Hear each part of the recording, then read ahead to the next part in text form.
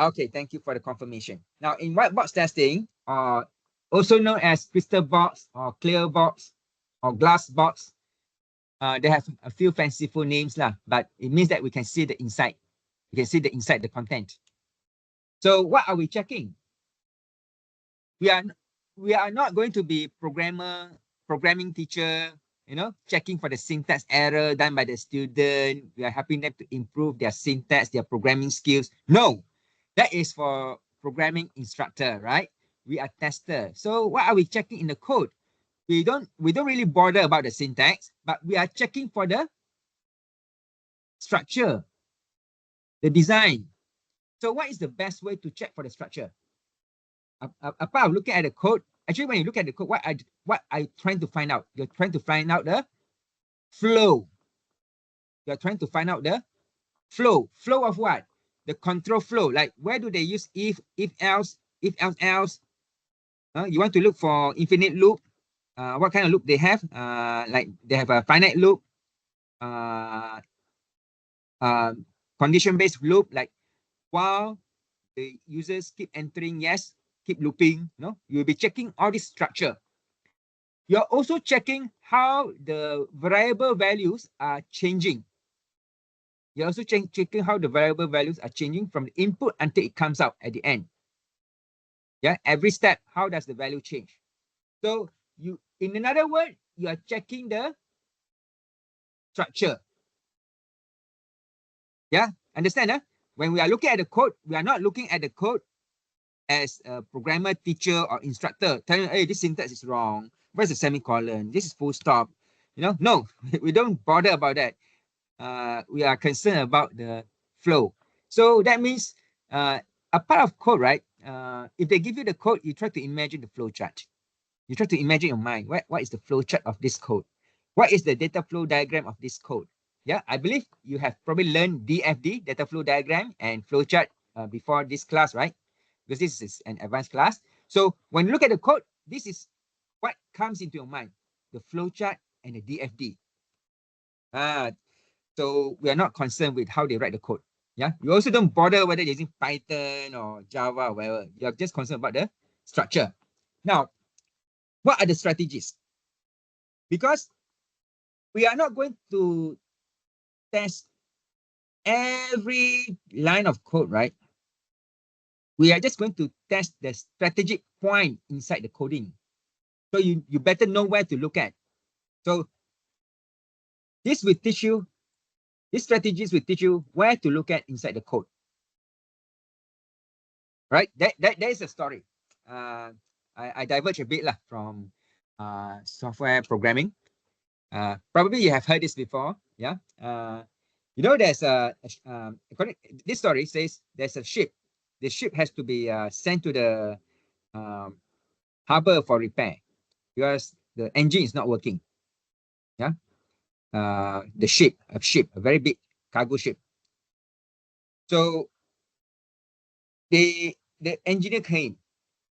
The engineer came, and then the engineer started looking at the engine, pressing, pulling this lever, pulling that lever, pushing this button, that button, and then he took a spanner, knocking here, knocking there, and then eventually he produced a report saying that, okay, this needs to be changed, that needs to be changed within 2-3 days. And then when the technician changed the component according to the engineer's recommendation, the engine starts working again. Then, of course, the engineer will send the bill to the owner of the ship lah. Quite a big amount lah. And then the owner starts questioning the engineer. Hey, you just replace a few components and these components are not that expensive, but your service, your consultancy fee, so expensive. But only 2-3 days of work. How come you charge me this expensive? So the owner of the ship questioned the engineer lah. So the engineer explained, the cost of knocking, okay, hundreds of dollars lah. Cost of spending time in the ship, meal allowance, blah, blah, so and so and so lah. But this is the interesting part. Cost of knowing where to check. That is the large sum. That's the large sum of the consultancy fee. So what am I trying to say is that in coding, if you know where to look at, that's where your value comes in. Yeah, that's where your value comes in. It's not checking the whole thing, but you know where to look at it and you get it running. So the strategies that you can use are documented here. Okay. Statement coverage, decision coverage, condition coverage, multiple condition testing, and path coverage. So let's go through one by one. Okay. Okay. They are different. But before that, some prerequisites. Some prerequisites. Because this will help you to understand the analysis later on. What is a graph? We're not talking about statistical graph. We are talking this graph. Nodes and paths. Yeah, nodes and paths. The paths is also known as vertex. Sorry, edges. So all these are edges. So connect the dots. Also known as is also known as vertex. Vertex X, vertex V, vertex W, vertex Y, vertex Z, vertex U, vertex Z, S. And then the H are the lines connecting them. H VW, HWY, HYZ. So a graph is made up of a set of vertices or vertex. Yeah, the plural of vertex is vertices, and a set of edges connecting the vertices. Now, if you look at the example here, graph V. Sorry, not graph V. Sorry, array of vertex S U V W S Y Z. You see, look at the diagram. S U where's V? V W. So all the vertices, and then E stands for edges. So edge needs a pair, right? For example, XS. Is there a connector or edge between X and S? Yes, there is. Okay. Is there any connector between X and W or not? No. You look at it. There's no SW pair here. See, X to W directly don't have. So this is how you illustrate a graph lah. This is just prerequisite just to understand. I think if you recall, this is from discrete maths. Path is, like a few edges gives you the path. If I go back to previous slide, what is the path from X to Y? The path from X to Y is X, S, Y, or you can take X, V, W, Y, or you can take X, U, Z, Y. These are paths. There are three possible paths. So a path is made up of edges connecting the starting point and the destination. So here the length is 7. 1, 2, 3, 4, 5, 6, 7. 7 edges. Okay. And this is a cycle because the path eventually connects. It forms a circuit. Yeah. So it becomes a cycle, a circuit. It starts from the same vertex and back with the same vertex. So why do we need to learn about the prerequisites? It's because we are going to learn about CFG and DFG. CFG, control flow. DFG, data flow. Okay. Now just listen to me. Control flow refers to decision. If, else, if, looping, all these are what we call control flow. These are the only things that we can do coding in, right? How we change the code is basically looping and decision, isn't it? Control flow. Now, data flow, data suggests how the value inside the variables change. Remember when we do coding, we will declare the variables at the top, string, char array, integer, and then we assign some values. How do these values change? Eventually, they'll be stored somewhere or displayed on the screen, right? So we want to know how they change. That is called data flow. So to represent them, right, in our analysis, we need graph. So that's why we need to learn these two graphs. Control flow graph, data flow graph. We need both of them. This is the flow, how you use them. First, identify the flow. Algorithm, right? Algorithm is about the flow, isn't it? About the structure. Remember not? You probably have taken algorithm class, sorting, find the shortest path. All these are algorithm, right? And then I'm sure that you have learned about data structure. Yeah, object, class, queue, stack. All these are about data, right? Again, they may be useful. They may be useful for you, yeah, to help you understand. So first, understand the algorithm, understand the control flow graph. Then understand how the data change according to the flow. Let me change the color of the pen. Erase first.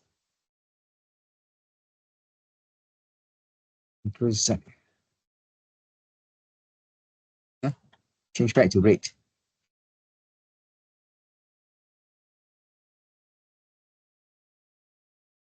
Control flow graph, data flow graph. Analyze both of them. Okay. Analyze both of them, see where they overlaps, and then come up with the test cases. Because the algorithm will modify the value. Algorithm control will modify the value in the data, modify the data. That's why we have to overlap them. All right. The combination of these two graphs identify potential defects and vulnerabilities in a program. Now, this is the advantage of a white box testing because you can predict what can go wrong. Whereas black box, you cannot predict. Black box is just testing whether this input output okay or not. So that's the drawback of black box, right? But white box testing, you can predict whether the algorithm, whether this program may have loop or not, may have infinite loop. It may have a deadlock. This program has many useless loops or useless decision that the program will never use. You see, you can analyze, you can predict by studying the structure, which requires you to have a good understanding of algorithm. You need to know how to read the flowchart, read the code, yeah. What else? And of course, taken this course, learn about what is CFG and DFG. The CFG and DFG help you to complete what you have learned before this as a tester. Okay, a little bit of basics of control flow. Again, this is like flowchart. This is flowchart because algorithm, you can present algorithm in flowchart or pseudocode, right? So let's use a flowchart because flowchart is easier to see. Here, instead of using rectangle, I'm using circle to save space. Now, look at the first one. Do you agree or not? This is how if then else looks like. Usually, you will put what do you call this? Diamond, right or not? Usually, you put a diamond in flowchart. Yeah, but in control flow graph, remember, this is a graph. So if you look back, in graph, you have nodes, and connectors, right? There's no diamond, there's no rectangle, isn't it? That's why, obviously, this is a graph. That's why you don't have a diamond, you don't have rectangle, or are just circles because these are nodes and arrows connecting them. So, first one, check the first one. If condition true, if condition false, so you have to mention here, you have to mention true. If true, do this. If false, do this. Now this is for loop. The second is for loop because you see, goes back, right? Yeah, it's a for loop. But of course you have to mention how many times. Okay, how many times? If less than as long as the repetition less than 5 times. Yeah, and then this is do while loop because you do first, then you check the condition and then you go back. So I mean, for loop and do while loop is a bit difficult to distinguish. So here, I don't expect you to distinguish between for and do while loop. It's just to show you how a control flow graph typically looks like. Yeah. If you see something like this, this is if then else. If you see something that goes back, this is a loop. Whether it's for loop or while loop or do while loop doesn't matter.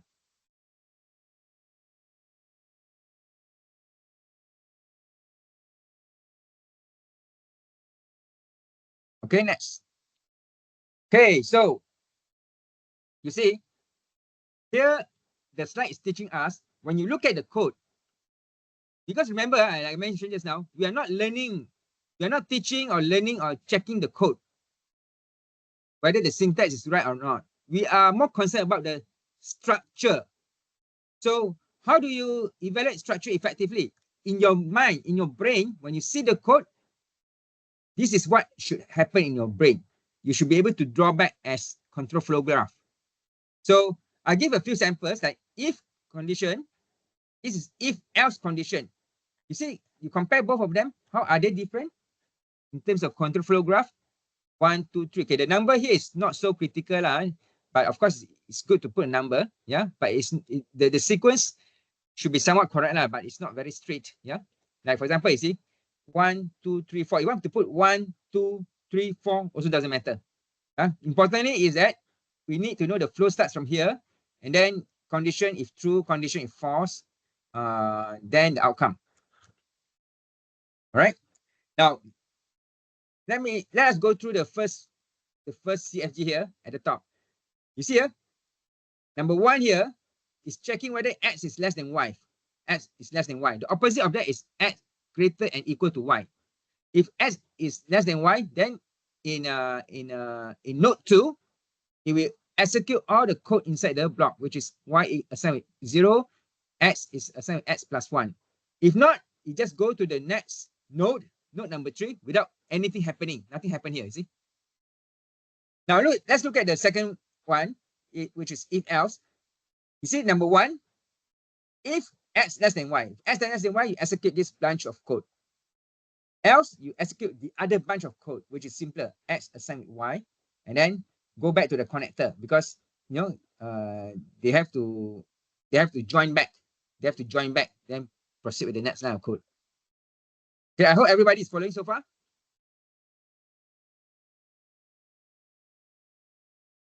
This is important because this is very popularly asked in tests and final exam. Surely I will ask one, not just CFG, DFG as well. Surely I will ask, and make sure that you know how to differentiate between CFG and DFG. We like to ask this, not just me, no. In exam, people like to ask this question because some students who didn't prepare enough, or they do last minute, didn't get enough practice, they will mix up both CFG and DFG. They will mix up both CFG and DFG. When people ask for CFG, they give DFG, vice versa. So that is how, that's the reason why we like to ask this kind of question, because we can easily tell whether this student is good or not good, or last minute study. So maybe just memorize, but actually don't understand. So those people who understand, they will be able to choose the right graph for the right problem. So this is a hint. It's a very commonly asked question in exam. So what is data flow graph? Data flow graph is to analyze the data, how the data change. Now, you see, both are graph, right? But there's a little bit of difference. You see, this is control flow graph. This is data flow graph. What is the difference? Do you notice or not? We start with, we will put the variables A, B, C, D at the beginning as well as the bottom. You notice that? Yeah. Usually at the top, at the top is the first set of starting variables, starter variables. Yeah. Usually at the top are starter variables, and then the variables at the bottom there are the output or intermediate variables. What do you mean by intermediate variables? Intermediate variables are variables used to store the result of other variables. For example, you see x. Look at x. X is the result A plus B, right? So A plus B, you get X. That's why we put the intermediate and output variables at the bottom, and the input variables at the top. And what would be placed inside the nodes will be the operations. You see, here we don't deal with looping, we don't deal with decision. You see this? We don't deal with decision, we don't deal with looping, we deal with values. And what are the things that can change value? Not looping, right? But rather the operation like plus, minus, multiplication. So obviously, we will put the operators inside the nodes. Now let's look at this one. Let's follow this flow. A plus B gives you X. Then A multiply C gives you Y. You see, A multiply with C gives you Y. And then Z is X plus D. So here, Z is X plus D. Now, this is interesting. Okay, guys, girls, look at this one. Girls, usually, this one is not so straightforward. Look at this one.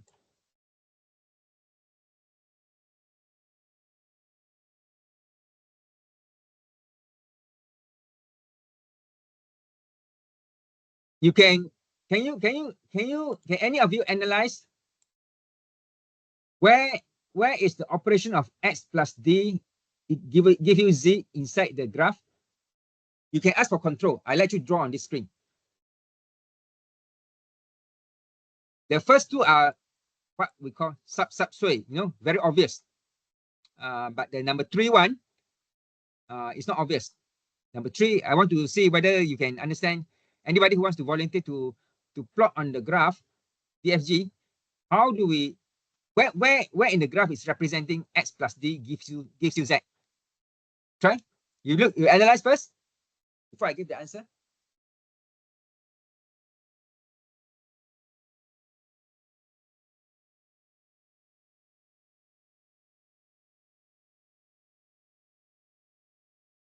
This one is critical. This one is important, because this one I don't put it on the slide in written form. There's no way for you to learn by reading.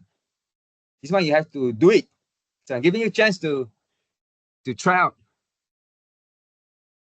I see there's a feedback there. Okay, good. Would you like to draw on the screen for me? I give control. Umar, right? Umar, okay. Okay, Umar, okay. Would you like to draw? Okay, Sure. Yeah. It's lagging a bit. Okay, so first we get this path, Yes. which is A plus B. So we get to this this A node. plus B gives you the X, right? This one gives you X, right? Correct or not? Correct. And then we can continue over here, which plus with the D. Correct. And then we will end up with the Z at the bottom. Correct. Good. Good. That's the one. That's the answer. Correct. That's very good. Very good. Thank you, Umar. Very good. Oh, sorry. This one I stopped sharing. Okay. So let me just tidy out a bit. Erase. I just tidy out a bit. I did it right. So the rest of you are following. The output of A plus B is added with D. This is a bit annoying sometimes, but we have to bear with it. This is probably Microsoft PowerPoint. I use stylus also the same. I use mouse also the same. See, Z here is the product of, is the sum of D and X, right? But X is not obviously shown here because there's no X at the top. But we know that earlier, X is A plus B, right? See, earlier X is A plus B. That's why we just reuse. We just make use of it. So good. Umar got it. Okay, let's look at X, Y minus D. X, Y minus D. So where is Y minus D? Minus D, right? Gives you X. So what minus D? Y minus D, right? So Y minus D. Y comes from A multiplies C, isn't it? So A multiplies, hold on, I change color.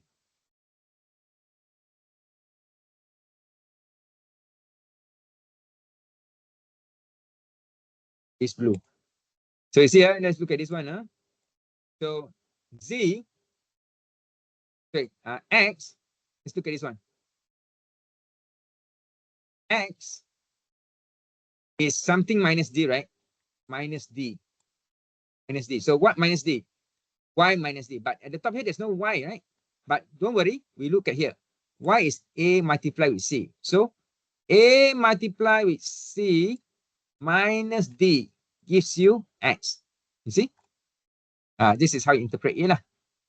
Okay, so X equal to X plus C. Okay, I'll leave it to you to try on your own. So this next slide is showing you how you come up with the data flow graph. That's why it's very important when the exam question asks you, make sure you don't mix up with control flow graph. Because when you see, oh, there's a decision, oh, you quickly come up with control flow graph. But be careful. Check the question, asking for DFG or CFG. In this case, it's asking for DFG. Yeah? But you can also draw CFG. It's a different question from the same code. Yeah.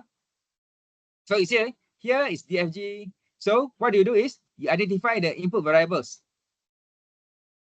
Yeah, you identify the input variables, which are A, B, C, right? Now, here is a little bit more complicated because B++ is basically B plus 1, isn't it? B++ is basically B plus 1, but here we don't have plus plus. We just have greater than, plus, multiply, plus, right? So we make use of 1. So B++ is B plus 1. You see that? Okay. So we want to do this. We want to do this, yeah? We want to do this. So to do this, there's a condition. Because sometimes we do this, sometimes we do multiplication. Yeah? Now, look at this. A. I change color.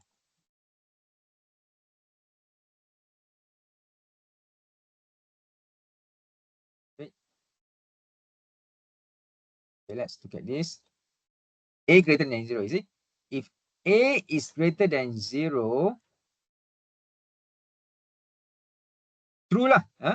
Either, yeah, if A is greater than 0, yeah, true, yeah, else, false, yeah. So else is this one.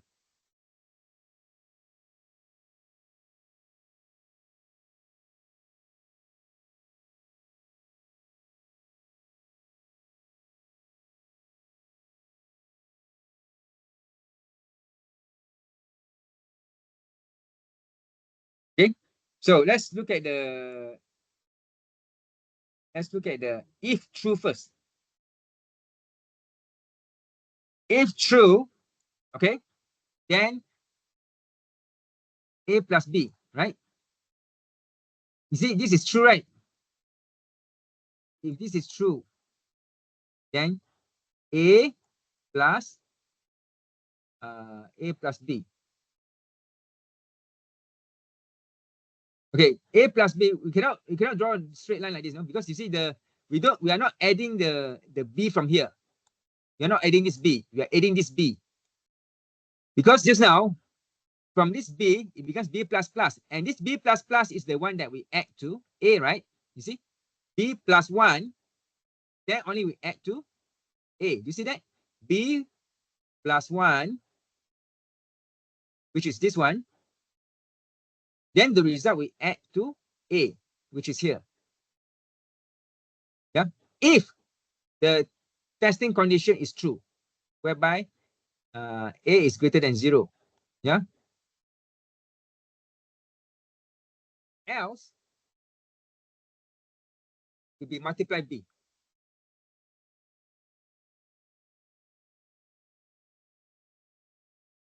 Green color. A multiply B. You see, multiply, we use A. Again, we multiply with the result of B plus plus, right? Gives you this 0. Okay, so both will give you C also. Now, this is the C that we're talking about. Notice why C comma, C apostrophe is because this is an updated C.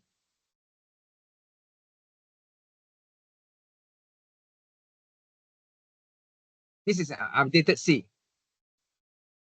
compared to this one, yeah? This was C apostrophe. All right, and then A assigned with C is this. The new value of C assigned to A. Why A apostrophe? Because this is the original A, this is the updated A. It so happened that they have the same name. Yeah, this is updated A. Yeah, here, remember just now, all the intermediary or output variables. All here is input variables, but it so happen that they're using the same variable for input and output. That's why the one used for output, they put apostrophe. Yeah.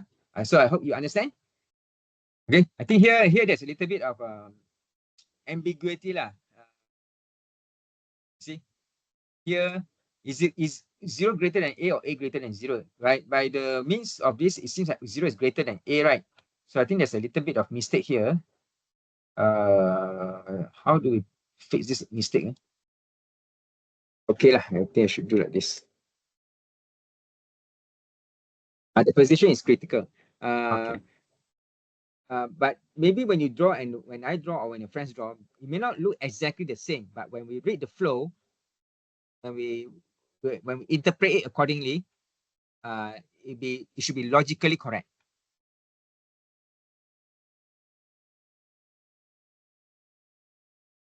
Okay, so shall we move to the next slide? I hope everybody is following.